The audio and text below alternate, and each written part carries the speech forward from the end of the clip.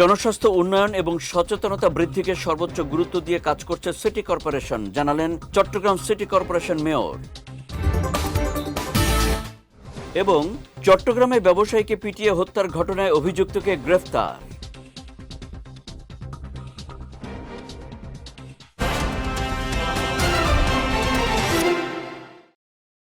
আসসালামু আলাইকুম। চট্টগ্রাম সংবাদে আমন্ত্রণ জানাচ্ছি আমি কনুজ শিকদার। শুনছিলেন শিরোনাম, এবারে বিস্তারিত। জনস্বাস্থ্য উন্নয়ন, প্রতিরোধমূলক চিকিৎসা এবং সচেতনতা বৃদ্ধিকে সর্বোচ্চ গুরুত্ব দিয়ে সিটি কর্পোরেশন কাজ করে যাচ্ছে বলে জানিয়েছেন চট্টগ্রাম সিটি কর্পোরেশনের মেয়র ডাক্তার শাহাদাত হোসেন।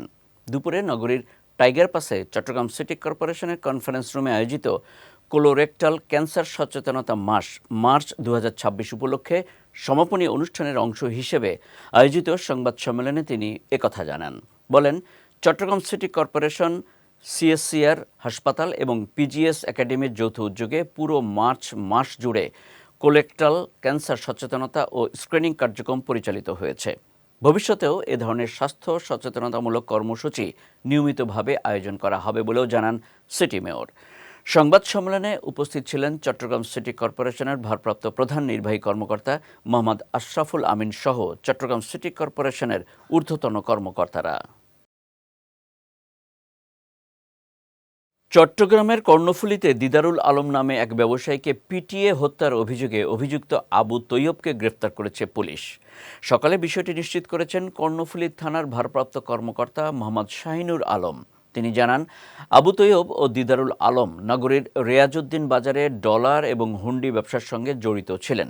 প্রাথমিক জিজ্ঞাসাবাদে অভিযুক্ত আবু তৈয়ব জানিয়েছেন, দিদারুলের কাছে তার 1,80,00,000 টাকা পাওনা ছিল।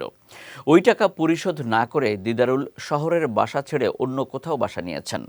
পরে গতকাল শুক্রবার রাতে মৈজারটেক এলাকায় দিদারুলকে পেয়ে পাওনা টাকা দাবি করলে দুজনের মধ্যে কথা কাটাকাটির এক পর্যায়ে হাতাহাতি হয়। এ সময় ধস্তাধস্তির মধ্যে দিদারুল পড়ে গিয়ে মাথায় প্রচণ্ড আঘাত পান। পরে স্থানীয়রা তাকে উদ্ধার করে চট্টগ্রাম মেডিকেল কলেজ হাসপাতালে নিলে চিকিৎসাধীন অবস্থায় তার মৃত্যু হয়। এদিকে তদন্তের মাধ্যমে প্রকৃত কারণ উদ্ঘাটন করা হবে বলেও জানিয়েছেন এই পুলিশ কর্মকর্তা। চট্টগ্রামের হাটহাজারী উপজেলায় অভিযান চালিয়ে প্রায় 30,000 লিটার ভোজ্য তেল মজুত পাওয়ায় একটি প্রতিষ্ঠানকে 1 লাখ টাকা জরিমানা করেছে উপজেলা প্রশাসন ও যৌথ বাহিনী। গতকাল বিকেলে পৌরসভার মেডিকেল গেট এলাকার একটি প্রতিষ্ঠানে যৌথ অভিযান চালায় উপজেলা সহকারী কমিশনার ও নির্বাহী ম্যাজিস্ট্রেট শাহিদ আরমানের নেতৃত্বে র্যাব, সেনাবাহিনী, বিজিবি ও পুলিশ। অভিযানে অনিরাপদভাবে তেল মজুদ, ডকুমেন্টসের ঘাটতি এবং মেয়াদোত্তীর্ণ পণ্য রাখার প্রমাণ পাওয়া যায়। পরে প্রতিষ্ঠানটিকে ভোক্তা অধিকার সংরক্ষণ আইন 2009 অনুযায়ী জরিমানা আরোপ করা হয় এবং জব্দকৃত তেল বিক্রি বন্ধের নির্দেশ দেওয়া হয়। এদিকে বাজারে কৃত্রিম সংকট রোধে এ ধরনের অভিযান অব্যাহত থাকবে বলে জানিয়েছে প্রশাসন। চট্টগ্রাম নগরীর পাঁচলাইশ থানার 2 নম্বর গেট চিটাগাং শপিং কমপ্লেক্সে অগ্নিকাণ্ডের ঘটনা ঘটেছে। সকাল 9:30টার দিকে হঠাৎ আগুনের ধোঁয়া ছড়িয়ে পড়লে আশপাশে আতঙ্ক সৃষ্টি হয়। খবর পেয়ে ফায়ার সার্ভিসের 5টি ইউনিট দ্রুত ঘটনাস্থলে পৌঁছে প্রায় 1.5 ঘন্টার চেষ্টায় আগুন নিয়ন্ত্রণে আনে। এ সময় ঘটনাস্থল পরিদর্শনে আসেন চট্টগ্রাম সিটি কর্পোরেশনের ভারপ্রাপ্ত প্রধান নির্বাহী কর্মকর্তা ও সচিব মোহাম্মদ আশরাফুল আমিন এবং চট্টগ্রাম বিভাগের উপপরিচালক মোহাম্মদ জসিম উদ্দিন। এদিকে শাড়ির দোকান থেকে আগুনের সূত্রপাত হতে পারে বলে প্রাথমিকভাবে ধারণা করা হচ্ছে বলে জানিয়েছে ফায়ার সার্ভিস। এই ঘটনায় ক্ষয়ক্ষতির পরিমাণ তাৎক্ষণিকভাবে নির্ধারণ করা সম্ভব হয়নি। ফায়ার সার্ভিস ও সিটি কর্পোরেশন যৌথভাবে ক্ষয়ক্ষতি ও কারণ তদন্তে কাজ করছে বলে জানিয়েছে কর্তৃপক্ষ।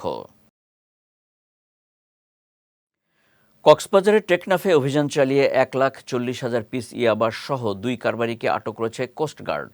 গতকাল বিষয়টি নিশ্চিত করেছেন কোস্টগার্ড মিডিয়া কর্মকর্তা লেফটেন্যান্ট কমান্ডার সাব্বির আলম সুজন। তিনি জানান, গতকাল গোপন সংবাদের ভিত্তিতে কক্সবাজারের টেকনাফ থানার নাইটংপাড়া সংলগ্ন নাফ নদীতে একটি বিশেষ অভিযান চালানো হয়। অভিযানে সন্দেহজনক একটি বোটে তল্লাশি চালিয়ে প্রায় 7 কোটি টাকা মূল্যের 1,40,000 পিস ইয়াবা সহ 2 কারবারিকে আটক করা হয়। পরে জব্দকৃত আলামত সহ আটককৃতদের বিরুদ্ধে আইনানুগ ব্যবস্থা নেওয়া হয়।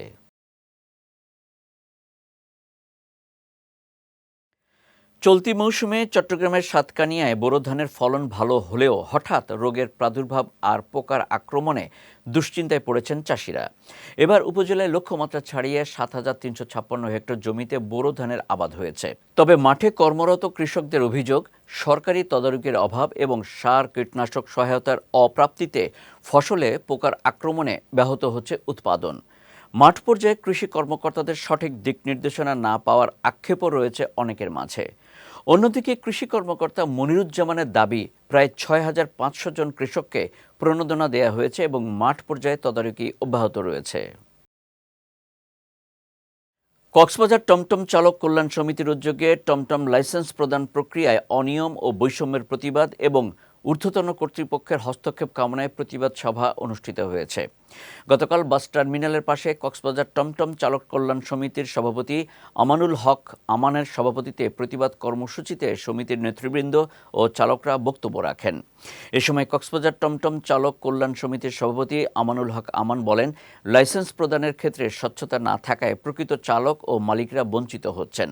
আমরা চাই সঠিক যাচাই বাছাইয়ের মাধ্যমে প্রকৃতদের অগ্রাধিকার দিয়ে দ্রুত লাইসেন্স প্রদান করা হোক। আর যদি দ্রুত এই সমস্যার সমাধান না করা হয় তাহলে চালকরা বৃহত্তর আন্দোলনে যেতে বাধ্য হবেন বলেও হুঁশিয়ারি দেন তিনি। চট্টগ্রামে বাংলাদেশ হজে বাইতুল্লাহ ট্যুরস অ্যান্ড ট্রাভেলসের উদ্যোগে হজ ২৬ হাজিদের জন্য হজ প্রশিক্ষণ কর্মশালা অনুষ্ঠিত হয়েছে। সকালে নগরীর একটি কমিউনিটি সেন্টারে ক.ম. আব্দুল কাদেরের সভাপতিত্বে ও আ.ম. কাজী মোহাম্মদ হারুনুর রশিদের সঞ্চালনায় এই কর্মশালা অনুষ্ঠিত হয়। এ সময় হজের বিভিন্ন দিক নিয়ে আলোচনা করেন হজে বাইতুল্লাহর চেয়ারম্যান গিয়াসউদ্দিন তালুকদার, ওমর ফারুক, শফিকুল ইসলাম চৌধুরী, শফিউল্লাহ কুতুবী, সলিমুল্লাহ হাবিবি, মোহাম্মদ শরীয়তুল্লাহ জিহাদি সহ অন্যান্যরা। অনুষ্ঠান শেষে দেশ ও জাতির কল্যাণ কামনায় বিশেষ দোয়া ও মোনাজাত পরিচালনা করেন বি.এম. মফিজুর রহমান আজহারি। জুয়েলার্স ব্যবসায়ীদের কাছে অবৈধভাবে স্বর্ণ বন্ধক বা বিক্রির নামে প্রতারণা করে, যার ফলে আইনগত দিক থেকে হেনস্থার শিকার হতে হয়। তাই ব্যবসায়ীদের বাজুসের মাধ্যমে সকল প্রতিকূল পরিবেশে পাশে থাকার প্রত্যয় ব্যক্ত করেন বাজুস চট্টগ্রামের সভাপতি যিশু বণিক। সকালে চট্টগ্রামের ইঞ্জিনিয়ারিং ইনস্টিটিউটে বাংলাদেশ জুয়েলার্স অ্যাসোসিয়েশন চট্টগ্রাম শাখার দ্বিবার্ষিক সাধারণ সভায় এই বক্তব্য রাখেন তিনি। বাজুস চট্টগ্রাম শাখার সভাপতি যিশু বণিকের সভাপতিত্বে এতে বক্তব্য রাখেন পরিষদের সাধারণ সম্পাদক প্রণব সাহা। আর্থিক প্রতিবেদন উপস্থাপন করেন অর্থ সম্পাদক শম্ভু ধর। এ সময় উপস্থিত ছিলেন সহসভাপতি দিলীপ কুমার ধর, সহসভাপতি মোহাম্মদ শাহজাহান সিদ্দিকী লিটন, সহ সম্পাদক রাজীব ধর তমাল সহ নেতৃবৃন্দ। চট্টগ্রামের রাউজানে দিনব্যাপী শ্রীমদ্ ভগবদ্ গীতা আবৃত্তি, নৃত্য প্রতিযোগিতা, সাংস্কৃতিক অনুষ্ঠান, সংবর্ধনা ও পুরস্কার বিতরণী অনুষ্ঠান সম্পন্ন হয়েছে। রাউজান উপজেলা পূজা উদযাপন পরিষদের উদ্যোগে এমজে স্কয়ার কমিউনিটি সেন্টারে আয়োজিত এই অনুষ্ঠানে উপজেলার বিভিন্ন গীতা স্কুলের শিক্ষার্থীরা অংশগ্রহণ করে। অনুষ্ঠানে প্রধান আশীর্বাদক ছিলেন পূর্ব গুজরা শ্রী শ্রী অন্নদা ঠাকুর আদ্যাপীঠ রামকৃষ্ণ সংঘ মন্দিরের প্রধান পুরোহিত শ্রী তপন চক্রবর্তী। প্রধান অতিথি হিসেবে ভিডিও কনফারেন্সে বক্তব্য দেন বিএনপির কেন্দ্রীয় কমিটির ভাইস চেয়ারম্যান গিয়াসউদ্দিন কাদের চৌধুরী। সংগঠনের সভাপতি অরুণ পালিত বাসুর সভাপতিত্বে এবং সুমন দাশগুপ্ত, রাখাল সরকার ও সুজন দাসের সঞ্চালনায় অনুষ্ঠানে শুভেচ্ছা বক্তব্য দেন সাংগঠনিক সম্পাদক লিটন মহাজন বাপ্পা, শ্রীধাম বৃন্দাবনের শ্রীকৃষ্ণ দাস বাবাজি মহারাজ, বিশ্বজিৎ পালিত সহ অনেকে। পরে রাউজানের প্রত্যন্ত অঞ্চল থেকে আসা ২৫টি গীতা স্কুল, ১২টি নৃত্য স্কুল এবং ২০টি সংগঠনকে সম্মাননা প্রদান করা হয়। বাংলাদেশ জাতীয়তাবাদী দল মিরসরাই সদর ইউনিয়ন সংগ্রাম কমিটির সাবেক আহ্বায়ক কাজী মোহাম্মদ রেজাউল করিমের বিরুদ্ধে মিথ্যা অপপ্রচারের প্রতিবাদে প্রতিবাদ সভার আয়োজন করেছে স্থানীয়রা। গতকাল বিকেলে চট্টগ্রামের মিরসরাই উপজেলার মধ্যম গরিয়াস গ্রামে এই প্রতিবাদ সভা অনুষ্ঠিত হয়। সভায় কাজী মোহাম্মদ রেজাউল করিম বলেন, মাদকের বিরুদ্ধে অবস্থান নেয়ায় একটি স্বার্থান্বেষী চক্র তার বিরুদ্ধে অপপ্রচার চালাচ্ছে। তিনি বলেন, কয়েকদিন ধরে একটি মহল পরিকল্পিতভাবে মিথ্যা তথ্য ছড়াচ্ছে। স্থানীয়রা এই ধরনের অপপ্রচার বন্ধের দাবি জানান। এ সময় তারা বিষয়টি তদন্ত করে সত্যতা যাচাই এবং অপপ্রচার বন্ধে প্রশাসনের হস্তক্ষেপ কামনা করেন। বিশ্ব হোমিওপ্যাথি দিবস ও হোমিওপ্যাথিকের জনক জার্মান চিকিৎসক স্যামুয়েল হ্যানিম্যানের 271তম জন্মদিন উপলক্ষে রাঙামাটিতে আলোচনা সভা অনুষ্ঠিত হয়েছে। গতকাল শহরের বনরূপার কাটাপাহাড় লেনে দিবসটি পালিত হয়।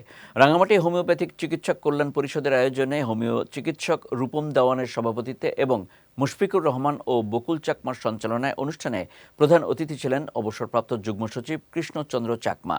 বিশেষ অতিথি ছিলেন রাঙামাটি রিপোর্টার্স ইউনিটির সাধারণ সম্পাদক এম কামাল উদ্দিন, মোহাম্মদ মাইনুদ্দিন। এ সময় বক্তব্য রাখেন দেবদত্ত মুর্শিদি ও মিত্রা চাকমা সহ অন্যান্যরা। চট্টগ্রাম সংবাদ শেষ করার আগে শিরোনামগুলো দেখে নিচ্ছি আরও একবার।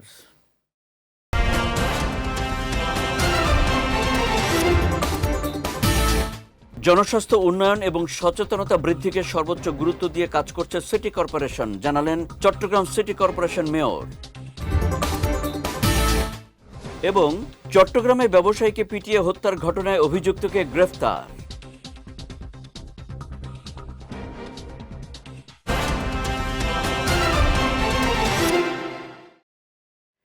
চট্টগ্রাম সংবাদ শেষে আজকের মতো আমি কনুজ শিকদার আপনাদের কাছ থেকে বিদায় নিচ্ছি।